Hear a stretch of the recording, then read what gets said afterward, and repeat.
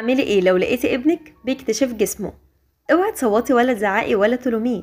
انا عارفه ان ده بيسبب لك خوف وقلق، ودي مشكله عند كتير من الامهات لما الطفل بيحاول يكتشف جسمه، خاصه في سن السنتين ونص للثلاث سنوات فيما فوق، اللي هي مرحله التخلص من الحفاضه.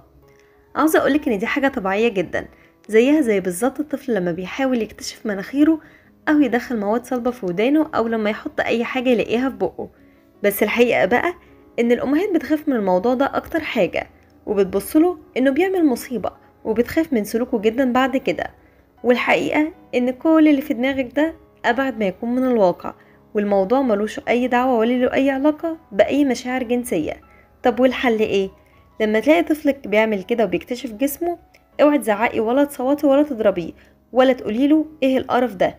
بلاش تخلي صورته الذهنيه العضو من جسمه بانه حاجه مقرفه، واهدي وخلي رد فعلك طبيعي بانك تشغليه لما تلاقيه بيعمل كده، وخليه يساعدك في اعمال المنزل، او العبي معاه، او خليه يلعب بألعابه، او يلعب مع اخواته، او اشتركي ليه في اي رياضة يمارسها او اي نشاط. ووقت النوم خليكي جنبه واحكي ليه قصة او اقرأي ليه قرآن لحد لما ينام، عشان وقت النوم ده ممكن يكون فرصة كويسة بالنسبة له انه يرجع ويعمل نفس السلوك.